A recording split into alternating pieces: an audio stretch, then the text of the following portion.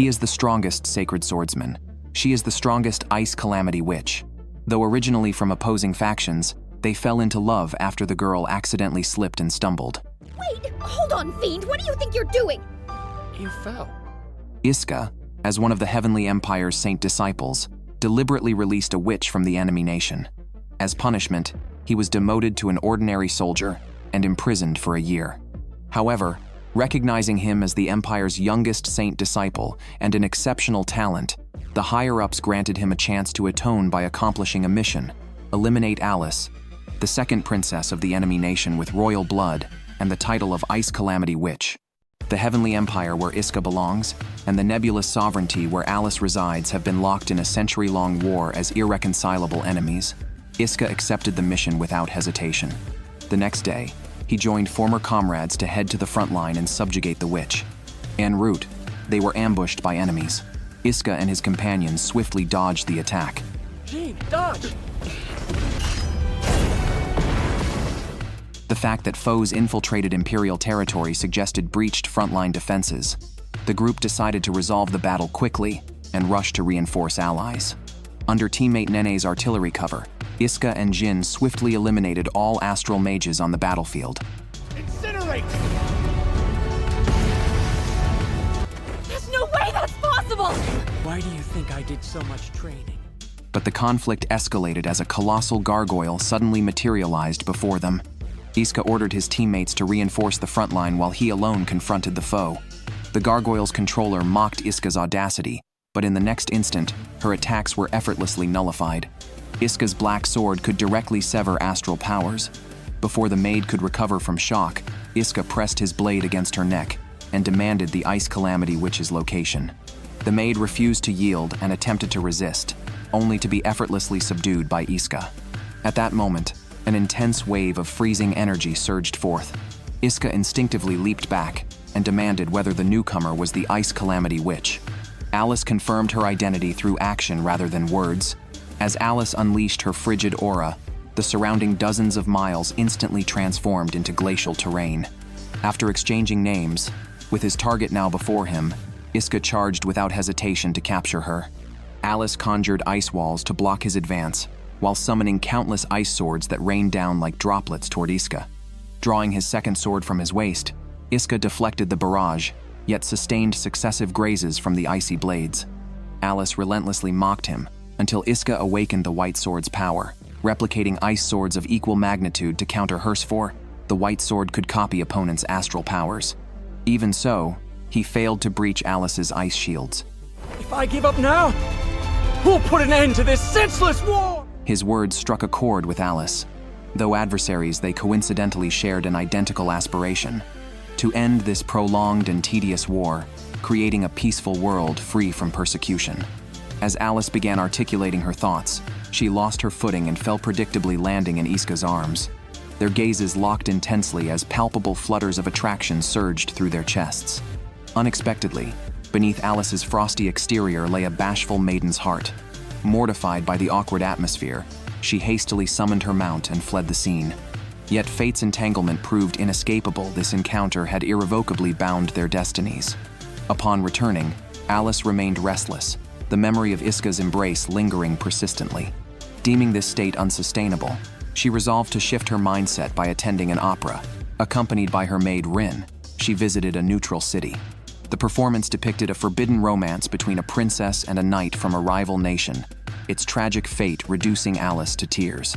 A kind stranger behind her offered a handkerchief, which she accepted gratefully. After the play, Alice sought to thank the manonly to freeze in mutual shock when lights illuminated Iska's face. Overwhelmed by equal parts indignation and embarrassment, Alice immediately challenged him to combat but was restrained by Rin, who reminded her that all conflicts were prohibited in neutral territories under penalty of collective condemnation. Forced to abandon physical confrontation, Alice resorted to verbal sparring. Yet conscious of public scrutiny and potential backlash for fraternizing with an enemy national, she temporarily spared him, instinctively performing a parting courtesy before departing. After leaving the theater, Alice confirmed that Iska was not following her and went to a famous pasta restaurant. Yet fate played its whimsical trick. They met again moments after parting. The table had been reserved in advance by Iska. With all other seats occupied, Alice reluctantly shared the table with him. Rin expressed that dining with an enemy national was inappropriate, but Alice declared that as a princess, she could not back down. The accidental touch of their fingers while passing the menu instantly flushed both their faces red. As they politely deferred to each other on ordering first, Iska proposed a solution, placing the menu between them to decide together. However, Alice's gaze unconsciously drifted to Iska's face. When ordering, they simultaneously uttered the exact same dish name, as if sharing a telepathic connection. Not only did their minds align, but they also shared identical preferences, both favoring chilled tomato pasta. As their animated conversation seemed to make them forget their opposing identities, Rin interrupted to halt the exchange.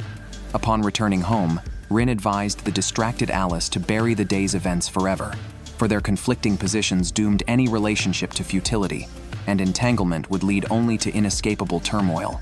Though both understood this truth, they remained haunted by lingering thoughts of each other. The next day, Alice was summoned by the Queen.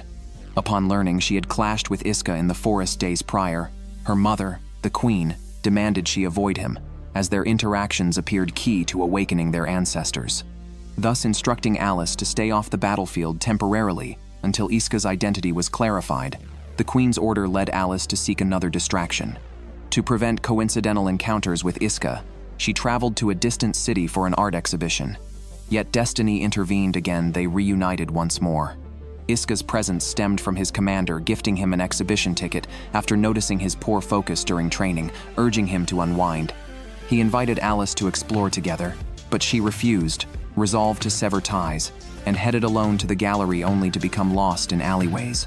Returning to the square, she encountered Iska, who had finished viewing the exhibition. Noticing her absence in the gallery, he deduced her predicament and offered guidance. Though resistant, Alice relented when Iska declared, "Art transcends borders," easing her reservations.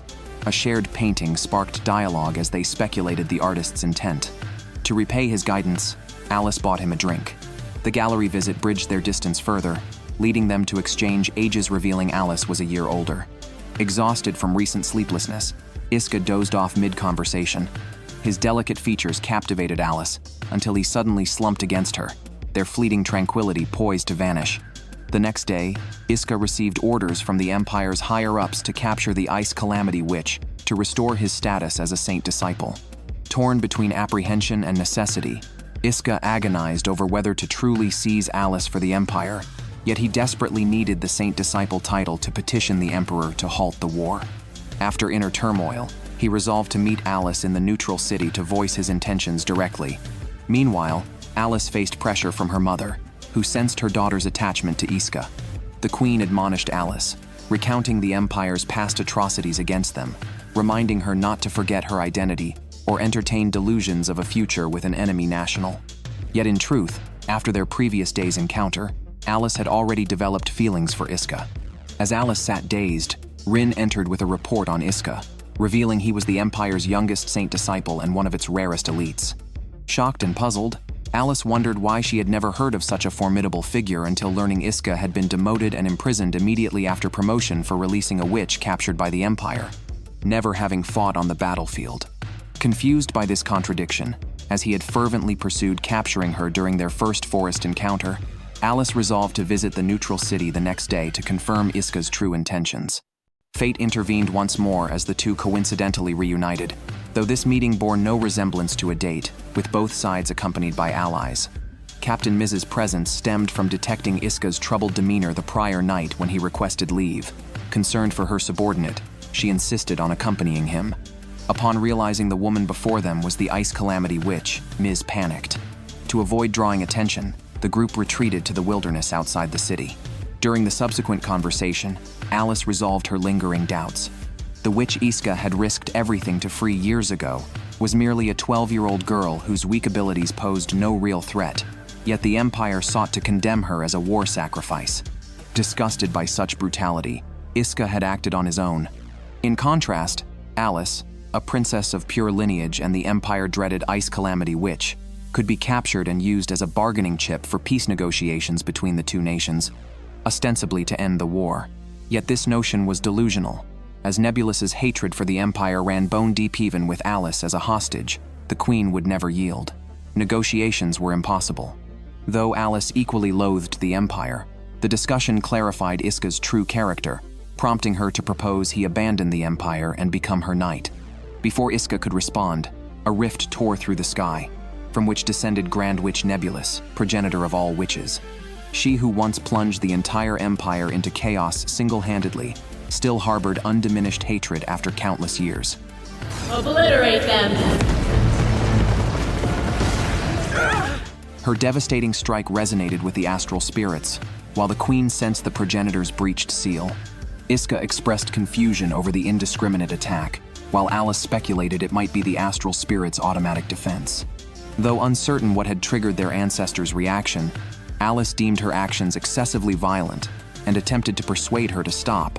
Nebulous, however, ignored her. Seeing Alice accompanied by an Imperial, Nebulous unleashed magic toward her. Fortunately, Rin summoned a gargoyle to block the strike, but Rin herself sustained severe burns from the intense flames. Iska urged Miz to evacuate her for treatment, then drew his twin swords to confront the threat. Upon seeing the black sword, Nebulous realized it had awakened her, as she recognized Iska's Mentora revelation that stunned him. Without explanation, Nebulous launched another devastating magical assault. Enraged, Alice accused Nebulous of being unworthy as the nation's hero for disregarding her kin. Nebulous retorted that heroes could not save the world, asserting her philosophy differed little from the empires both sought to conquer through force. For Iska and Alice, who yearned for peace, this posed yet another formidable obstacle. Resolving to return Nebulous to slumber, they struggled against the progenitor witch's overwhelming power. Thus, casting aside mutual reservations, they joined forces to counterattack. Caught in the powerful energy blast, Alice staggered, yet Iska pressed forward undeterred. As the two now understood each other's resolve implicitly, Alice conjured an ice staircase with her magic, while Iska manifested frost flowers in his hands to counter Nebulous's onslaught. The ice shield he wielded materialized only because Alice had transferred her power to him moments prior. Seizing Nebulous's momentary lapse, Iska severed her wings with a single slash, sending her plummeting back into the rift to resume her slumber. After the battle, Iska addressed Alice's earlier proposal, stating he could not join her faction due to their conflicting allegiances. Though disappointed, Alice refrained from insisting further. They would remain adversaries, yet now shared a temporary truce. This is a curse known as the Astral Crest, branding its bearers as witches. Now, the vortex, the source from which witches are born, is set to reappear after years of dormancy. The Empire aims to intercept and destroy it, while the Nebulous Nation seeks to claim it. Meanwhile, Iska and his squad were playing slot machines. Their reason for gambling stemmed from their superior informing Miz days earlier about an imminent critical mission, urging her team to enjoy their remaining leave. This made Miz fear the mission's peril and resolve to gamble for funds to purchase a cutting-edge armored combat vehicle, ensuring an escape route if danger arose. Yet fortune eluded her, draining bucket after bucket of chips. As the group dashed between slot machines, Alice and Rin entered the venue. Alice showed no interest in the desire-filled environment, but Rin had brought her there to avoid another accidental encounter with Iska in neutral cities. Rin suggested Alice try beginner-friendly slot machines, joking that the goddess of victory might favor her. Mentioning victory, Alice abruptly declared she needed an auspicious date to settle her rivalry with Iska. Rin retorted that duels weren't weddings requiring date picking, causing Alice to flush red with embarrassmenta reaction confirming Rin's guess. Rin warned her not to indulge unrealistic hopes, as their bond would never gain acceptance. Ironically, while unlucky in love, Alice struck the jackpot on her first pull. Rin rushed to cash the prize as Nine, drawn by the commotion, marveled that the gold coins could buy a combat vehicle. Alice generously gifted the coins to Nine, as a princess had no use for them. Notably this time, Alice and Iska did not cross paths. Alice noticed a fortune-telling shop on her way back, and decided to consult the diviner about when she might reunite with the one she missed. The fortune-teller spread out the cards, drew two representing lovers, and declared the person Alice sought was nearby. Dismissing the prediction, Alice left only for Iska to arrive shortly after, requesting his own reading. The fortune-teller repeated the same words verbatim, telling Iska the one he sought was close. The next day, Iska's team was summoned to a briefing where Commander Risha outlined their mission. The vortex, the catalyst for witch births, would soon re-emerge after years. If seized by the Nebulous Nation, It would threaten the Empire, so they were tasked with investigating and preventing this. Meanwhile, Alice, lost in thought while holding a handkerchief, was informed by Rin about the vortex and the Empire's military dispatch. The delay in this intel stemmed from House Zoa's deliberate obstruction. Beyond Alice's House Lu, the nebulous nation included Houses Zoa and Hydra, with House Zoa clearly aiming to monopolize the astral energy. Concurrently, Iska's squad arrived at the designated military base, where soldiers were ordered to explore the ravine for the vortex. Wherever Iska went, Alice insisted on following after all. They hadn't met in some time. It's simply my duty as a princess. The next day, to investigate the vortex, Iska and his team arrived at the nearby ravine. While successfully locating the vortex, they encountered another squad. As close friends, Ms. warmly greeted them, but the group suddenly turned hostile. Shannarat and her companions were revealed as spies from the nebulous nation, infiltrating the Empire. Shannarat then electrocuted Ms, but her allies were swiftly incapacitated by Nameless, the 8th seat of the Saint Disciples, who had long suspected the traitors. Seeing the situation deteriorate, Shannarat fled under her comrades' cover, but Nameless pursued relentlessly. His thrown dagger was intercepted by Iska, as Nameless had aimed to pierce Ms as well. Though irritated, Nameless refrained from further conflict, as the vortex had already fallen into Nebulous's hands, and focused on executing his original plan, bombing both the vortex and the enemy base. Meanwhile, Alice arrived at the ravine, intent on protecting the vortex and preventing House Zoa from monopolizing it. However, the astral energy proved far weaker than anticipated. Even immersing themselves in it would yield minimal benefits. Upon spotting the captured Ms, Alice panicked, fearing Ms might reveal their secret meeting in the neutral city. The tactless Ms nearly blurted it out, but Rin knocked her unconscious. Realizing Iska must be nearby if his captain was present, Alice grew exhilarated. Ignoring Rin's protests, she rushed to the enemy camp, claiming she would settle her rivalry with Iska, though her true motive was an irrepressible urge to see him.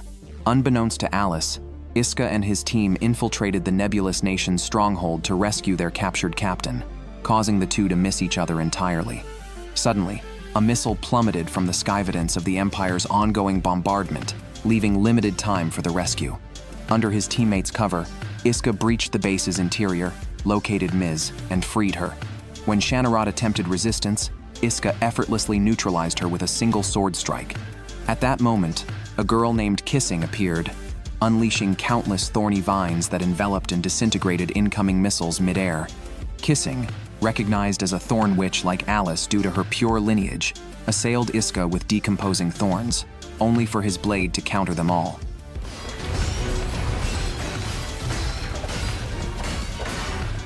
Yet her thorns regenerated, and flames from an explosion engulfed Iska.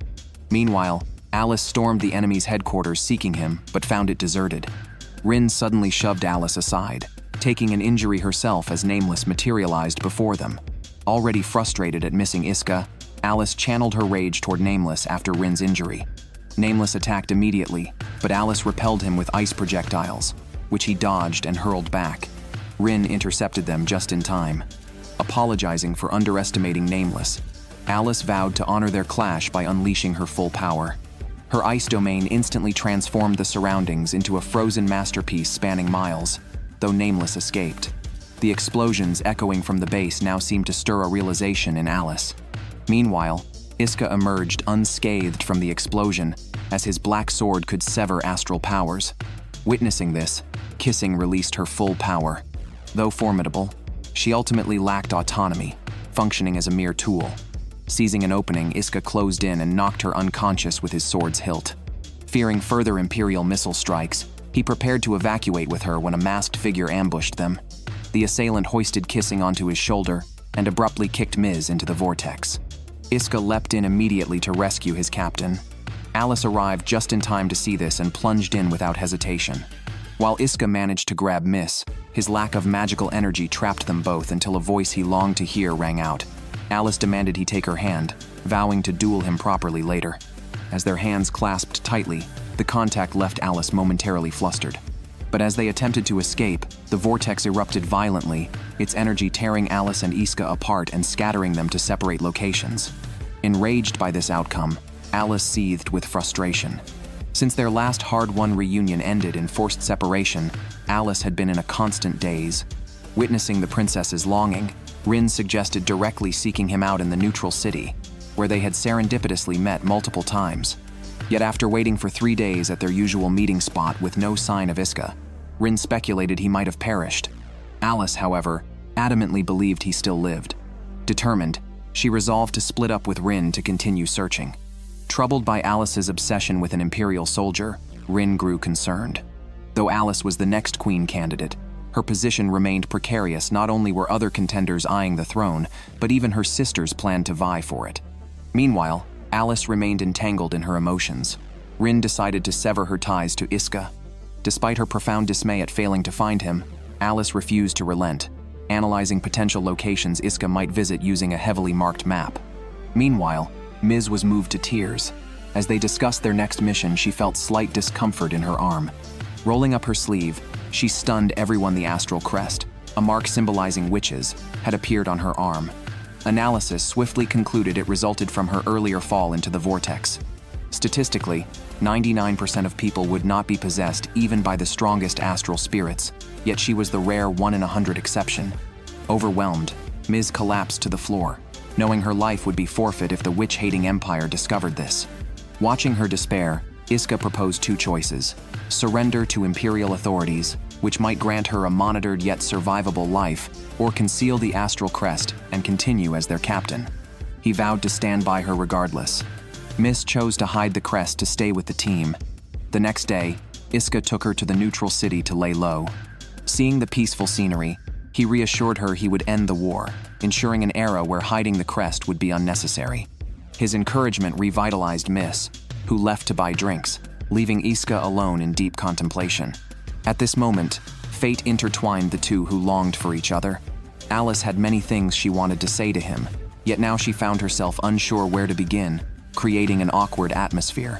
Iska shifted the topic by inviting her to sit down first. Alice wondered why Iska was sitting there alone in a daze. Upon hearing he was troubled by something, she became intrigued and urged him to share, only to be interrupted by Rin's voice. Rin brought out the drink she had purchased for Alice, and noticing Iska's presence, politely handed him a bottle as well. Yet the moment Iska took a sip, he collapsed onto the chair. Rin had laced the drink with sedatives. She had not expected Iska to accept the beverage from her so readily. Rin's intention was to teach Iska a lesson, hoping he would distance himself from Alice voluntarily. Though Alice understood Rin acted out of concern, she felt momentarily flustered. Rin insisted on taking him away first. At that moment, Miss, who had gone to buy drinks, returned. Seeing Iska about to be taken, Ms. desperately released her astral energy in an attempt to reclaim him, but was frozen by Alice. After forcibly taking Iska away, Rin planned to bring him to the nebulous sovereignty, but Alice vehemently opposed this, fearing his former identity as an Imperial Saint disciple would be exposed, leading not only to interrogation and lifelong imprisonment, but even execution by the Queen. The two decided to head to the nearest territory instead. During the journey, Alice playfully teased the sleeping Iska, until a sudden darting kitten forced their vehicle to halt. Iska, thrown by inertia, fell onto Alice, who shoved him away, waking him from his slumber. Staring at the handcuffs now on his wrists, he gradually recalled being deceived by them. Alice asserted it was his own fault for drinking the beverage so easily, to which Iska responded with undisguised disdain for her justification. Meanwhile, the Empire planned to infiltrate the nebulous sovereignty to rescue the captured Iska. However, those without an astral crest could not pass the nebulous sovereignty's customs inspection, necessitating the use of a small device that concentrated and projected astral energy to imprint a temporary astral crest onto the skin. During prior events, Ms. had obtained a genuine astral crest, becoming a witch, and to conceal this fact, Jin sought to use the counterfeit device to pass off the fake as real. In truth, Commander Rissia had already noticed the deception, but chose not to expose it. Armed with the forged astral crests, the group smoothly passed the border inspection. Later, with Rissia's assistance, they infiltrated a prison only to grow suspicious. Was Iska truly held here? In reality, Rishia's objective was not to rescue him, but to follow orders from Imperial higher-ups to free the transcendent demon imprisoned there, aiming to recruit it against the nebulous sovereignty. These three were merely decoys to distract the enemy. Meanwhile, Iska was comfortably enjoying a luxurious hotel suite. Originally, Rin intended to lock him in a dark cell, but Alice argued that mistreating a prisoner would draw criticism. Though Rin feared Iska might attack her, she insisted on staying behind to monitor him while Alice slept in the adjacent room. Once alone, Rin initiated her premeditated plan. She would claim Imperial soldiers attempted to escape and stabbed her, forcing her to execute them in self-defense. To Rin, Iska was the greatest obstacle to the princess's success, and she resolved to eliminate him for her sake. Meanwhile, in her room, Alice reminisced about her first meal with Iska. She then left her room to ask Iska what he wanted to eat, only to find Rin pinning Iska down on the sofa, leaving Alice momentarily stunned. Noticing Alice's arrival, Iska urged Rin to stop. Mind if I join? It would appear you're having a good time. To prevent Rin from harming Iska again, Alice handcuffed herself to him. Staring at the handcuffs, Iska realized a critical issue. Does this mean we'll have to stay together even when using the bathroom or bathing? Alice suddenly reacted, prompted by his words, and felt the urge to use the restroom. However, the handcuff key was with Rin, whom she had just driven out earlier. After a brief commotion, Alice prepared to bathe and rest, leaving Iska under Rin's supervision. After her bath, Alice habitually wrapped herself in only a towel, inadvertently revealing the astral crest on her back to Iska. The atmosphere immediately turned solemn. Alice asked how he viewed this mark, whether as a demon's curse or a monster's identity. Though these were perspectives held by Imperial citizens, Alice didn't care about others' opinions, seeing the astral crest as her pride. In response, Iska shared his thoughts, mentioning Ms., and stating that even after she was branded with the astral crest and became a witch, he still respected her. He also asserted that the century-long war stemmed not from the astral crest itself, but from irreconcilable national ideologies and stances. What do you think of me, huh? A fierce rival. Though the answer was blunt, it was exactly what Alice wanted to hear, dispelling the lingering frustration in her heart. At that moment, Iska reminded her that her robe had slipped. Realizing this, Alice insisted on seeing Iska exposed in return. After her antics, Iska found it difficult to sleep, quietly contemplating the lonely nightscape, though its serenity was superficial. For beneath it lay a prison housing countless dangerous criminals. Deep within the towering prison spire at the center was confined Salinger, the self-proclaimed transcendent demon and nebulous sovereignty's most dangerous prisoner, who had attacked the previous queen and attempted to overthrow the nation. Just as Alice casually mentioned him to Iska, a massive explosion erupted from the prison spire. Imperial Saint disciples had infiltrated the tower to free Salinger, intending to leverage his power to capture the current nebulous queen. Salinger's own target was the astral essence of past queens. With no one else capable of stopping him, Alice had no choice but to act, though she lacked confidence. After instructing Rin to prepare a vehicle, she hesitated to ask Iska for help, knowing it was selfish to seek aid from an enemy. Having dirtied the handkerchief Iska previously lent her, she handed him a new one, hinting at farewell. Meanwhile, Mies and the others, trapped in the prison due to Salinger's rampage, lured the guards using Mies as bait, allowing Jin and Nene to eliminate them. As Iska struggled with the handcuffs, a phone rang in Alice's room. His teammates called, and after sharing their situations, they agreed to regroup. Remembering the handkerchief on the table, and Alice's insistence that he take it, Iska rushed to check and discovered the handcuff key inside. Realizing her intent and sensing Alice might be in danger, he immediately decided to head for the prison. Amidst Salinger's prison break, the entire city had descended into chaos under the Empire's invasion. As the next Queen Heir, Alice bore the responsibility of quelling the crisis. When news spread of the princess's personal arrival, the panicked soldiers swiftly regained their morale. Alice immediately assumed command, leading everyone in defending against the external threat. Prioritizing civilian safety, she delegated the task of stopping Salinger to Rin. Meanwhile, Iska reunited with his teammates in the chaos, but chose not to evacuate with them, instead grabbing his weapon and heading straight into the city. At the same time, Rin confronted the escaped Salinger, who dismissed her as insignificant. Refusing to be underestimated, Rin lunged at him, but was repelled by his wind barrier. She summoned a stone gargoyle, which Salinger effortlessly blocked, before shattering it with lightning and hurling the debris at Rin. Salinger's ability to wield multiple elemental magics stemmed from his power to seize others' astral crests, having stolen numerous royal astral essences over the years. Though aware of the vast gap in their strength, Rin fought to buy time for the princess. However, Salinger grew bored of the trivial skirmish. At the critical moment, Iska arrived and rescued Rin, vowing to eliminate Salinger for Alice's sake.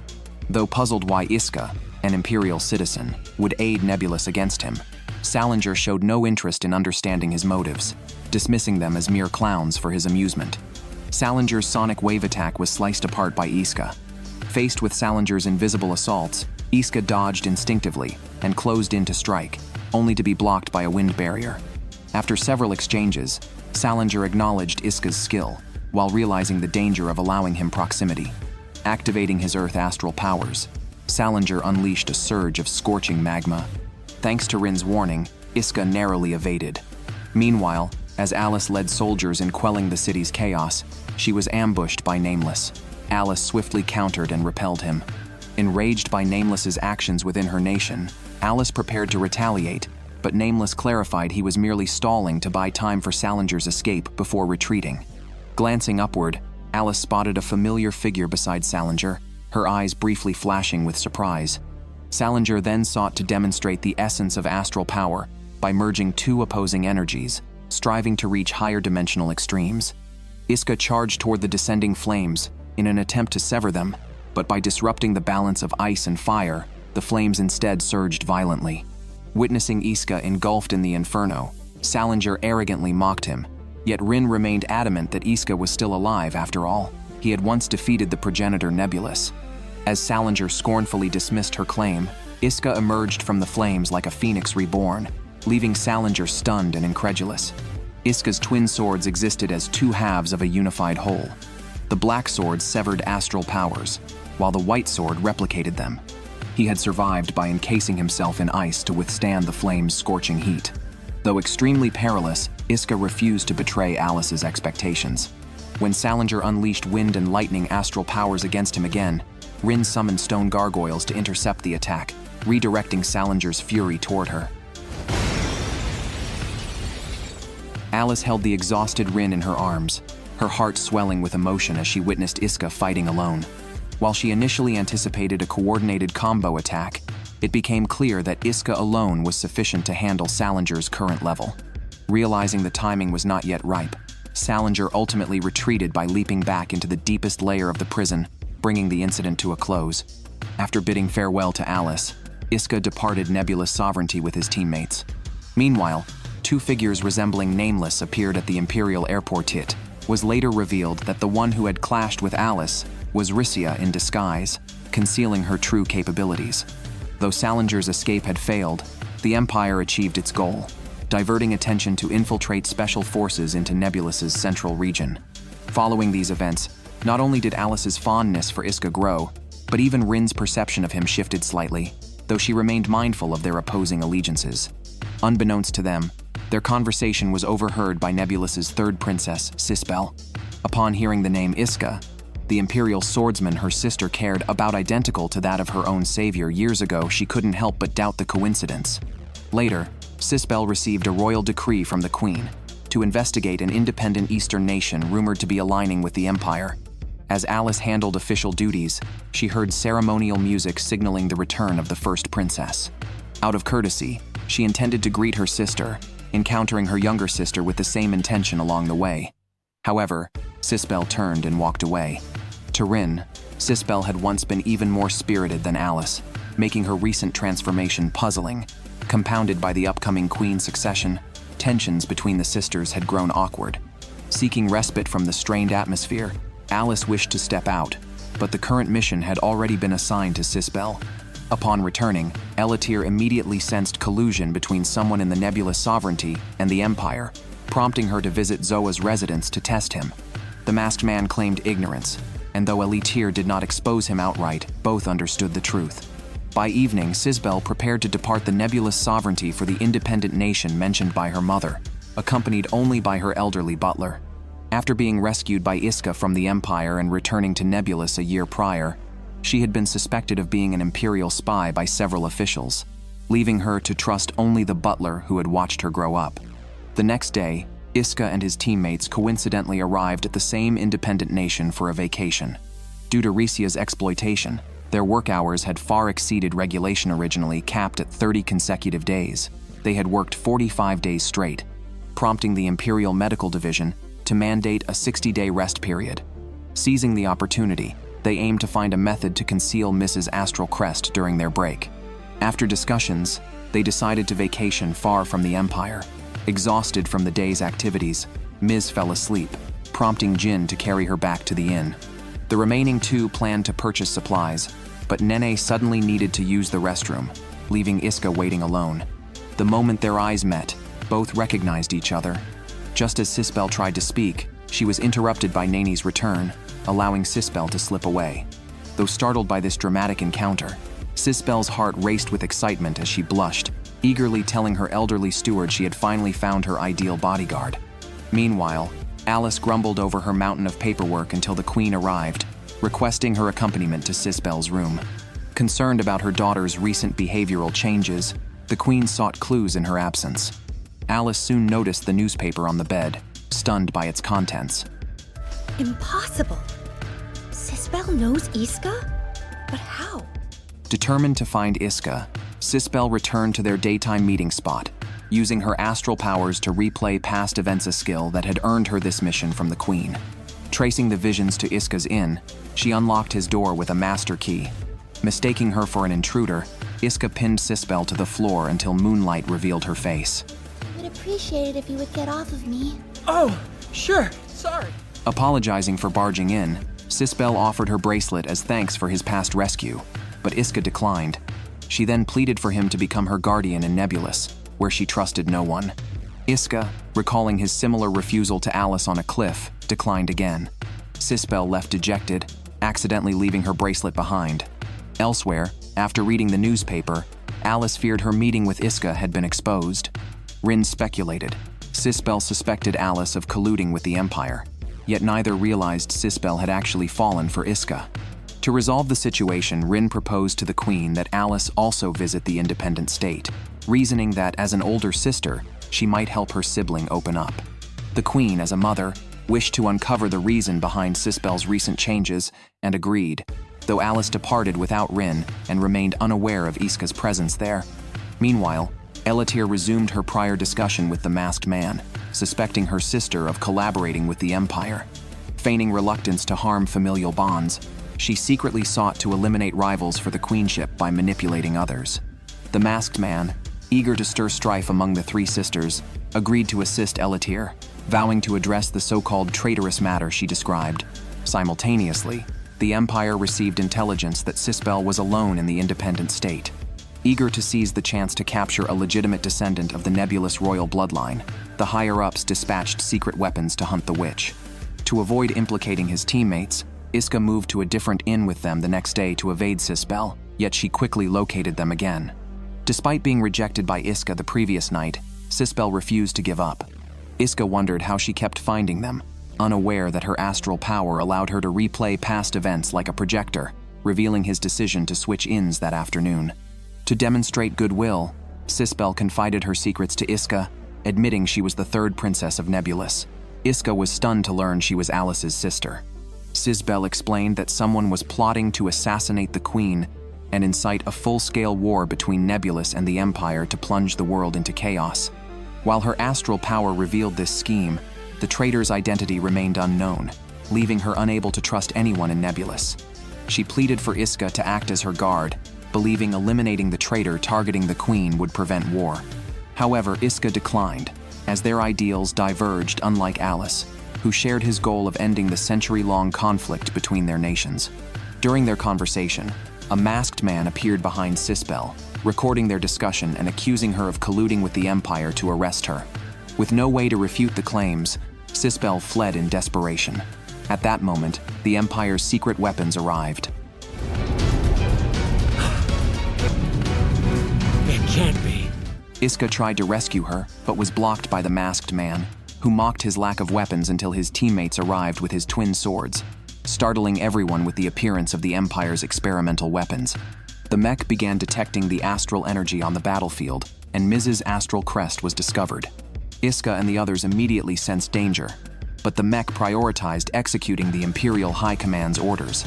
After eliminating the nebulous citizens obstructing it, the mech leaped up and pursued the fleeing Sisbel. The masked man sought to prevent her capture by the Empire, but just as he moved to act, he was interrupted. Regarding the masked man's previous act of kicking Miss into the vortex, which transformed her into a witch, Jin vowed to settle the score with the masked man. Ignoring the fact that they were in an independent nation, the masked man ordered his subordinates to attack them both. Meanwhile, the mech attempted to capture Sisbel, but the energy sphere it fired was sliced apart by Iska's blade.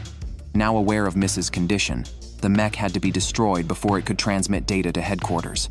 Iska bought time for Nene, only to be flung aside by the mech, which charged towards Sisbel again. Iska rescued her once more, leaving Sisbel conflicted. Though he had refused to aid her, why would he save her now? Iska had his own reasons, but he would not hand Sisbel over to the Empire or the masked man. By then, Nene had finished preparations, firing several anti-mech missiles. The direct hits temporarily halted the mech. Meanwhile, the masked man taunted the other two, but with his recorder destroyed by Jin and Miss unleashing unknown astral energy, he deemed further entanglement futile. The battle concluded with his retreat. However, Nene's earlier missile attack had left the mech completely unharmed. Switching to secondary energy supply, it prepared to fire its cannon. Sisbel quickly realized the mech's power originated from astral energy. Iska swiftly turned to shield her as they dropped to the ground. Yet the mech's devastating attack could be fired repeatedly in quick succession. Seeing this, Iska urged Nene to quickly evacuate the surrounding people before charging at the mecha with his sword. We're playing the past! Show what the stars have seen! Under the cover of Sisbel's abilities, Iska shattered the mecha's core with a single strike. Believing it defeated, he was stunned the next moment as the mecha evolved once again, seizing the opportunity to absorb Sisbel into its body. Faced with this unknown monstrosity, Iska faltered briefly but grew desperate to rescue Sisbel. Overwhelmed by the creature's relentless assault, he struggled to hold his ground until Alice finally arrived. Both were startled to see each other there. Now united to save her sister, they prepared to unleash a coordinated attack. How did it do that? The mechanical abomination clearly transcended mere machinery, and Alice instantly recognized it as an astral entity. Yet this raised the question: how could the Empire, which despised astral beings, create such a weapon?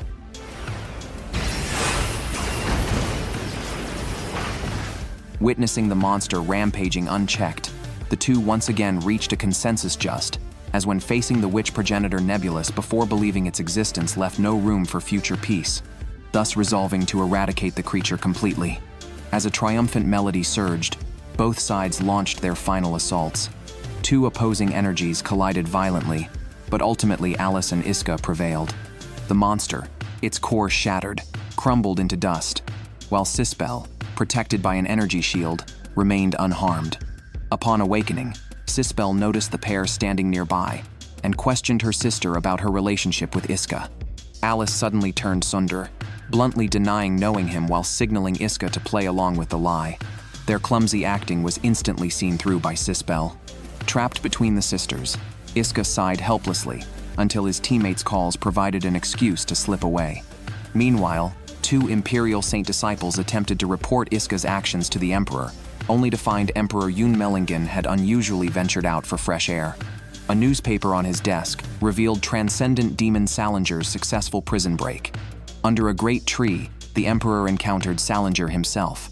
Simultaneously, Elitier of the Nebulous Sovereignty was summoned by the Queen, who suspected her of leaking Sisbel's whereabouts to the Empire and even questioned her true identity.